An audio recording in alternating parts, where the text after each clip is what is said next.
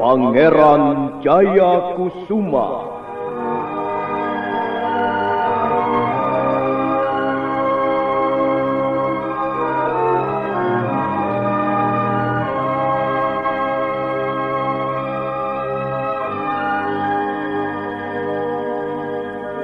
Sebuah serial drama radio yang dipersembahkan oleh Teater Sanggar Cerita dan Sanggar Prativi bekerja sama dengan PT Bayer Indonesia.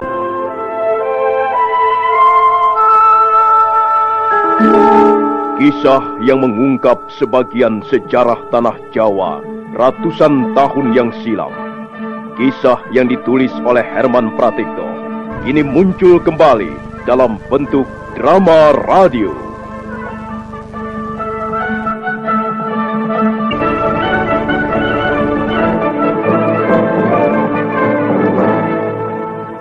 Naskah disusun dan diolah oleh S. Tijab, teknik dan montase Rudi Tinangon dan M. Pranoto, sutradara E.W.S. Yuwono. Semua kesalahan Bibi. Aku sudah berusaha menjelaskan duduk persoalannya, tapi Bibi masih belum mau menerimanya juga. Dan bukankah kau lebih berat pada bibimu itu daripada kami semua yang ada di sini? Semula memang begitu, Carangsari. Tapi kupikir sikap seperti itu tidak dewasa. Karena itu aku memutuskan kembali lagi. Aku mau bebas, tapi kalian pun harus ikut bebas. Nah, kalau begitu tidak ada persoalan lagi. Bagaimana caramu membebaskan kami? Bukankah pintu ruangan ini tertutup rapat? Aku telah merebut kunci ruangan ini dari seorang Mamangkara. Lihat. Kalau begitu, cepatlah buka pintu ruangan ini, Kang Mas. Ayo, Kakang Panular, aku akan memapahmu.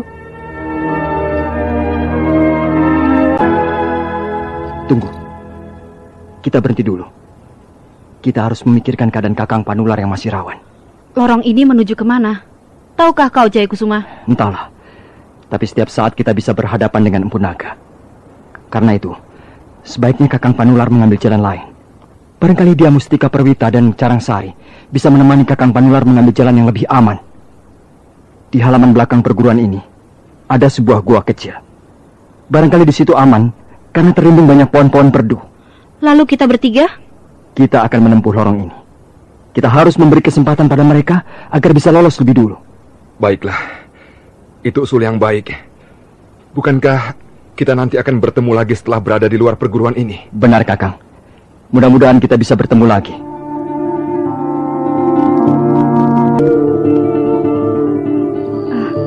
Mungkin ini gua kecil yang dimaksudkan oleh Pangeran Jayakusuma. Iya, tempat ini cukup terlindung. Rasanya aman untuk bersembunyi sementara. Baiklah, kita tunggu di sini saja. Ayo, masuklah kemari, Yunda. Jangan berdiri di depan gua begitu. Sepertinya Carangsari masih kesal terus. Sudahlah. Aku benar-benar kecewa melihat sikap Pangeran Majapahit itu, Kakang. Kupikir dia seorang kesatria. Nyatanya dia kan sudah memperbaiki sikapnya yang dianggapnya keliru. Apalagi yang perlu dipersoalkan? Yunda, apakah Ratno Marlangan itu cantik? Semula kukira begitu, Pitaloka. Tapi setelah berhadapan langsung, dia pun wanita biasa. Tak berbeda dengan kita-kita ini. Tapi konon kabarnya, di samping cantik, dia pun seorang pendekar jempolan. Yang jelas, cemburunya kelewat besar. Cemburu? Iya. Dia sangat takut kehilangan Pangeran Jayakusuma, hingga sikapnya membabi buta. Aku orang yang baru saja dikenalnya pun tak luput menjadi sasaran cemburunya yang liar dan tidak sopan. Mengapa dia bisa cemburu pada Yunda Carangsari? Entahlah. Aku tidak tahu mengapa dia cemburu padaku. Apakah seorang wanita bisa cemburu tanpa alasan? Entahlah, Pitaloka. Aku tak bisa menjawab pertanyaanmu itu. Ada apa, Kakang? Apakah masih terasa sakit? Tulang punggungku rasanya nyeri sekali. Bahu kananku susah digerakkan. Mungkin ada yang patah. Aduh. Kalau begitu, kita terpaksa menunggu di sini. Kita tidak bisa kemana-mana. Bukan begitu, Yunda? Iya. Kalau kita berniat pergi harus tetap bertiga. Kalau mau di sini pun harus bertiga. Rasa setia persaudaraan adalah hal yang perlu dijaga. Jangan seperti Pangeran Jayakusuma. Begitu berhasil membebaskan Ratno Marlangan, langsung melupakan kita. Carangsari, tidak bisakah kau bicara yang lain, yang lebih enak untuk didengar?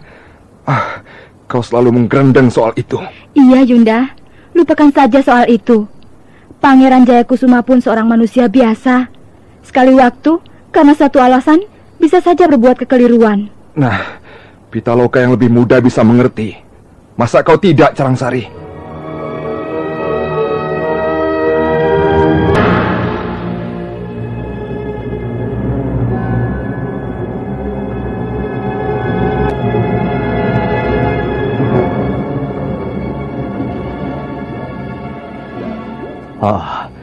Mudah-mudahan saja Empu Naga belum kembali ke perguruan ini.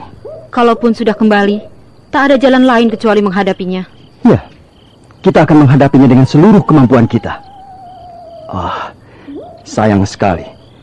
Kalau saja Bibi ada bersama kita, harapan untuk bisa lolos tentu semakin besar. Aku heran, mengapa bibimu bisa mempunyai sikap sepicik itu? Aku sudah berusaha memberinya pengertian, tapi entahlah, dia belum bisa menerima juga. Lalu, di mana sekarang Bibi Retno Marlangen? Entahlah, Galuhwati. Aku telah belajar banyak hal. Selama ini mengembara ke sana kemari dan banyak mendapatkan pengalaman batin. Tapi satu hal yang belum kukuasai sekarang ini ialah memahami cara berpikir seorang wanita, khususnya Bibi Retno Marlangen. Bertahun-tahun kami pernah tinggal bersama-sama di Gua Kapakisan. Tapi bagiku Retno Marlangen tetap diselimuti rahasia. Aku kadangkala bingung dan putus asa menghadapi sikap dan tingkah lakunya. Wataknya sulit dibaca. Kadangkala dia lembut sekali, tapi mendadak berubah menjadi kasar dan kejam. Lalu, mengapa Kakang Mas Jayakusuma masih mencintainya? Aku mendengar suara langkah yang amat halus menuju kemari. Serentak mereka bertiga menghentikan langkah. Begitu di ujung lorong telah berdiri menunggu seorang kakek-kakek berjubah hitam. Orang tua itu tidak lain tidak bukan adalah Empu Naga sendiri. Mau kemana kalian bertiga ini? Mau kabur dari perguruan Naga Pertala? Kalian memang prajurit-prajurit Majapahit yang ulet dan pemberani. Tapi dua sifat itulah yang justru akan mencelakakan diri kalian. Minggirlah, Empu Naga. Kami mau pergi dari sini. Mintalah izin dengan tata cara kesopanan, anak muda. Apakah kalau kami minta izin dengan baik-baik, kau akan membiarkan kami pergi? Jangan gampang putus asa, anak manis. Kalau aku tidak memberi izin, mengapa kau tidak nekat saja? Empu Naga, kami tahu kau adalah tokoh sakti yang cukup disegani di seluruh Majapahit. Tapi bukan berarti kami akan membiarkanmu bicara seenaknya saja. Lalu kalian mau apa? Mau menantangku? Kalau memang perlu, kami bertiga akan melawan sampai titik darah penghabisan. Itu semangat yang bagus. Sekarang aku mau lihat sampai di mana perlawanan kalian. Ayo, majulah. Majulah bersama-sama. Yat! Hai! Hus! Hai! Yap! Hai! Bagaimana? Serangan-seranganmu sebenarnya cukup terlatih baik. Tapi permainan seperti itu buat Empu Naga seperti permainan anak-anak di bawah umur. Ayo, silakan mulai lagi. Dan kalian berdua, ayo, jangan hanya menonton. Majulah kalian bersama-sama agar supaya permainan menjadi agak seru. Ayo Galuhwati, ikuti aku. Baik, Yunda.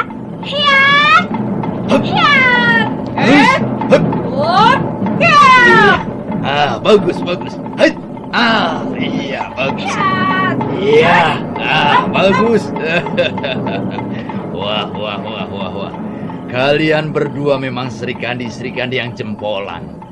Jurus-jurus apa yang kau pertontonkan padaku tadi? Kalau tidak salah, jurus Garuda Winata. Nah, coba aku mau lihat sekali lagi. Ya.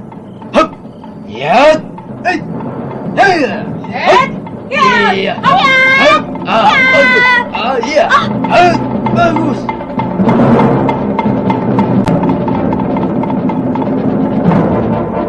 Pangeran Jayakusuma. Kenapa Galuhwati? Kurang ajar. Tua bangka tak tahu diri. Dia telah menyentuh. Dia sengaja membuat malu aku, Yunda. Hentikan! Hentikan permainan jorok ini. Kalau kau tidak terima, ayo, majulah. Untukmu pun sudah kusiapkan pelajaran yang berharga. Aku akan membunuhmu, Empu Naga.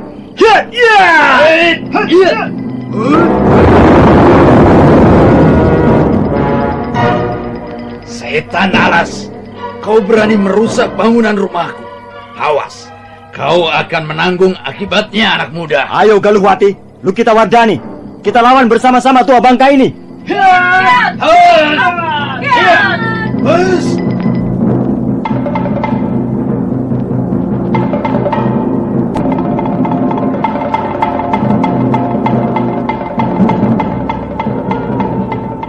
Pertarungan berlangsung sengit. Pangeran Jayakusuma, Lukita Wardani dan Galuhwati berusaha mengeluarkan seluruh kemampuannya. Tapi ternyata apa yang mereka miliki masih jauh di bawah tingkat kepandaian lawannya. Sementara itu, Empu Naga masih bertarung secara biasa dan belum lagi menggunakan ilmu-ilmu andalannya.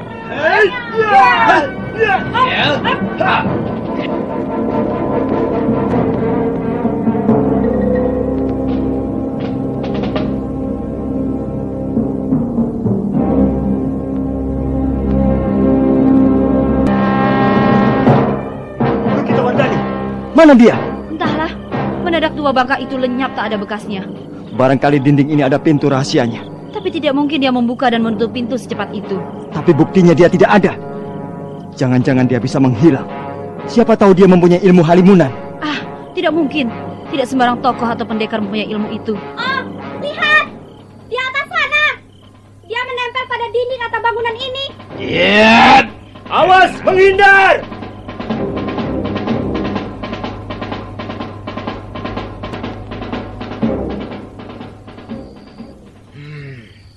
Kaukah itu Wulung Wilis? Hah? Benar, Guru. Bagus. Kemana saja kau selama aku pergi, Wulung Wilis? Hah? Aku pun mencari Guru ke sana kemari. Dusta! Murid tak tahu diri. Kau telah berlaku sembrono, Wulung Wilis. Kau kutugaskan menjaga mereka agar jangan sampai terlepas. Tetapi nyatanya, lihat, tikus-tikus celurut itu bisa keluar dan mereka bermaksud kabur dari perguruan naga Pertala ini. Apa katamu, Wulung Wilis? Apa katamu? Maaf, Guru. Saya memang sembrono. Saya teledor mengawasi mereka.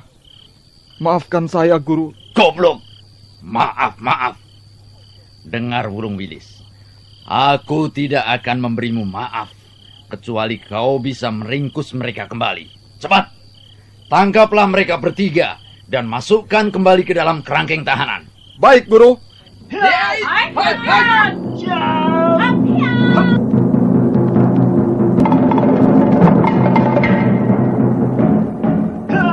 Untuk yang kedua kalinya, Wulung Wilis terpaksa melaksanakan perintah gurunya. Dalam keadaan seperti itu, dia tidak bisa bertempur dengan sepenuh hatinya. Karena itu jalannya pertempuran menjadi kurang sengit. Pangeran Jayakusuma sendiri hanya sekedar melayani serangan-serangan Wulung Wilis yang dilancarkan dengan setengah hati.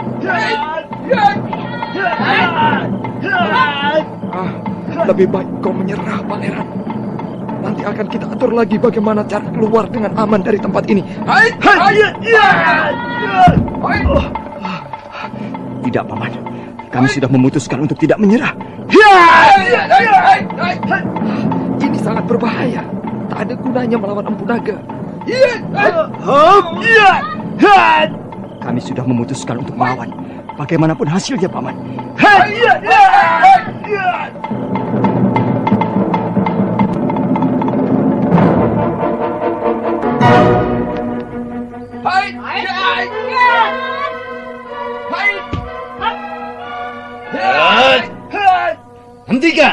Hentikan Wulung Wilis.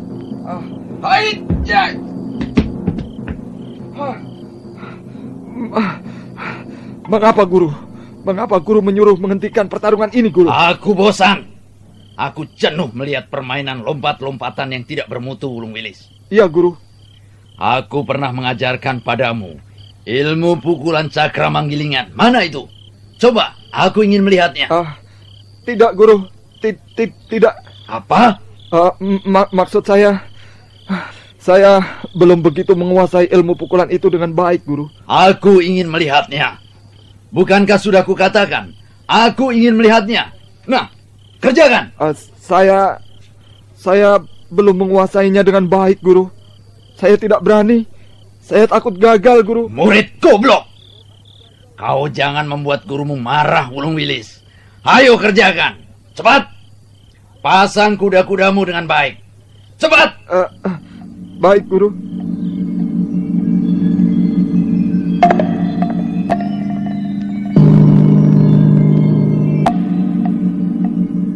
Dengan terpaksa, Wulungwilis menuruti perintah gurunya. Dia segera mundur selangkah dan memasang kuda-kudanya. Kemudian dia mulai mengatur pernafasannya. Sementara itu, Empu Naga mengawasi dari jarak sejauh 5 batang tombak. Angin mulai bertiup. Angin yang ditimbulkan oleh tenaga sakti yang telah keluar dari tubuh Wulungwilis. Dan angin itu makin lama makin kencang. Tapi sebenarnya, Wulungwilis mengerjakannya dalam keadaan bimbang. Mendadak terlintas sebuah rencana dalam benaknya. Baiklah. Akan kukeluarkan seluruh tenaga saktiku melalui ilmu pukulan ini. Tapi tidak akan kuarahkan pada Pangeran Jayakusuma dan 2 orang gadis ini.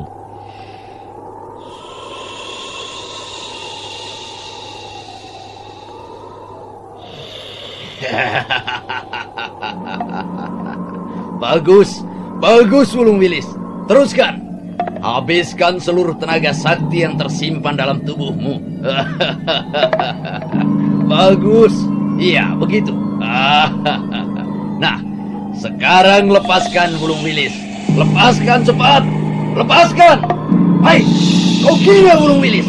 Mengapa kau arahkan kemari? Itu di sana sasaran yang harus kau hancurkan, Wulungwilis. Kau jangan main-main. Kurang ajar. Ya!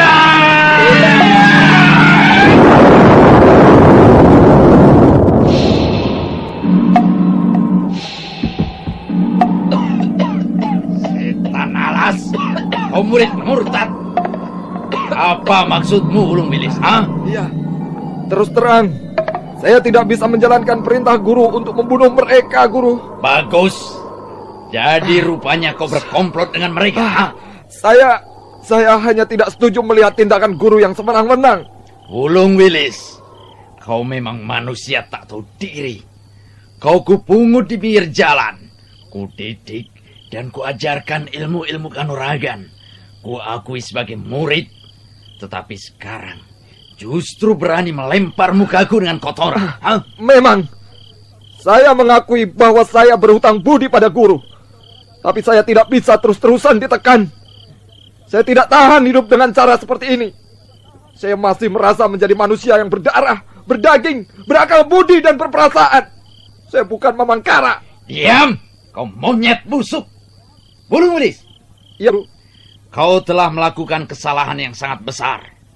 Pertama, kau telah bersekongkol dengan orang-orang yang menjadi tawananku. Dan kedua, kau telah berani melawan gurumu. Nah, untuk itu, aku akan memberimu ganjaran hukuman yang paling berat. Mulai malam ini, kau kupecat sebagai murid perguruan naga Pertala. Dan setelah itu, aku sendiri yang akan menamatkan riwayatmu. Saya terima dengan senang hati hukuman yang guru berikan pada Wulungwilis. Cepat, pergilah Pangeran, larilah. Tinggalkan tempat ini segera, biar aku yang akan menghadapinya. Terima kasih, Paman. Ayo Galuhwati, Lukita Wardani. Kau pasti mampus di tanganku, Wulungwilis. Ya!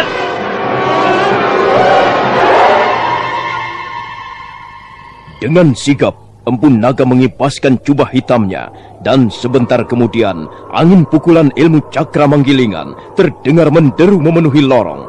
Mata pimpinan perguruan naga Pertala itu berapi-api dan mulutnya mendesis ketika bicara. Wulungwilis, kau pasti tahu, tak ada lagi bagimu tempat untuk berlindung. Kau pasti tahu sampai di mana keampuhan ilmu pukulan cakra manggilingan ini. Kalau dulu aku pernah mengajarkan padamu ilmu ini, sebagaimana guru mengajarkan kepada muridnya, maka sekarang guru itu akan memangsa anak muridnya sendiri yang telah berubah menjadi pengkhianat. Aku tidak menyesal telah melakukan semua ini, Guru. Memang telah sejak lama aku mencari kesempatan untuk melepaskan diri dari pengaruh guru. Dan baru sekarang kesempatan itu tiba. Nah, kalau guru bermaksud membunuh aku, silakan. Aku tidak akan lari. Wulung Wilis, sebenarnya aku masih menaruh kasihan terhadapmu. Bagaimanapun juga, kau adalah bekas muridku. Karena itu, aku masih ingin memberimu kesempatan untuk bertobat. Mintalah ampun padaku, dan selanjutnya taatilah perintahku seperti dulu, Wulung Wilis. Tidak, aku tidak sudi minta ampun padamu, Empu Naga. Jadi kau memilih mati di tanganku malam ini juga? Aku tidak sudi menjadi budakmu selamanya. Aku sudah muak. Sudah terlalu jijik tinggal dalam suasana perguruanmu ini. Aku bukan Mamangkara, dan aku tak sudi hidup di dalam lingkungan manusia setengah setan itu. Hayo, hayo Empu Naga, lontarkan pukulan mautmu itu, dan Wulung Wilis akan menyambutnya dengan dada terbuka. Baik, akan kupenuhi permintaanmu. Yat! Yat!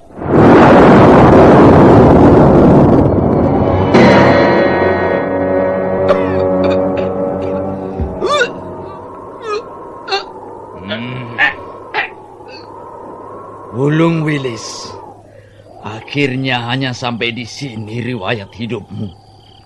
Sesungguhnya aku tidak sampai hati, tetapi kau telah memaksaku untuk melakukannya.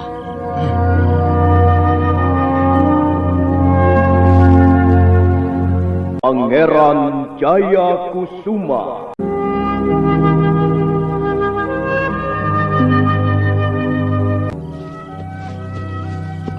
Tunggu, kita berhenti dulu. Bagaimana dengan teman-teman yang lain, Kakang Mas? Apakah akan kita tinggalkan begitu saja? Itulah, kita harus membawa mereka juga. Kasihan Kakang Panular yang masih dalam keadaan terluka. Kalau begitu kita terpaksa mengambil arah lain. Kalau tidak salah, ke sana. Iya, mudah-mudahan saja kita masih sempat membawa mereka. Kasihan Paman Wulung Wilis. Barangkali dia terpaksa menjadi korban kemarahan gurunya sendiri. Apakah dia mampu bertahan lama? Kukira tidak. Bagaimanapun Empu Naga adalah gurunya. Kukira dia tidak mampu berbuat banyak. Karena itu kita jangan membuang waktu. Ya, benar Kakang Mas. Kita harus segera meninggalkan tempat ini.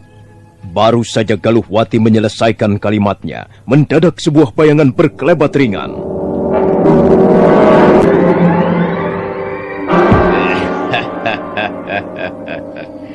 Kalau tadi kalian boleh gembira dan lega karena Wulung Wilis memberi kesempatan untuk lari. Tapi sayang, sekarang ini kesempatan itu telah tertutup sama sekali. Nah, kalian mau apa sekarang? Mau secepatnya menyusul Wulung Wilis ke alam sana? Hah? Jadi Paman Wulung Wilis? Iya, murid pengkhianat itu telah mampus di tangan gurunya. Dan sebentar lagi giliran kalian yang akan menyusul. Empu Naga, bagi kami pun tidak akan memungkiri kenyataan. Kalau memang harus mati di tanganmu, kami akan terima dengan dada terbuka. Tapi kau harus ingat siapa kami. Kalau sampai kami terbunuh, kau akan berurusan dengan pemerintah Majapahit. Bukankah kau yang mengaku cucu Gajah Mada? Kau bayi kemarin sore tidak usah menggertakku. Kau kira aku tidak tahu keadaan Majapahit sekarang ini? Kau kira aku tidak melihat bahwa kekuasaan eyangmu sudah terkoyak-koyak dari dalam?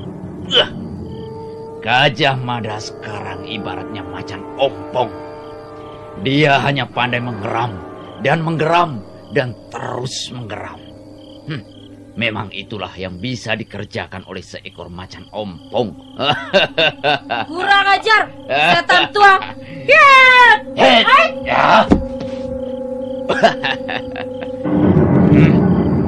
Aku tidak sudi berlama-lama membiarkan kalian bertingkah di tempat ini.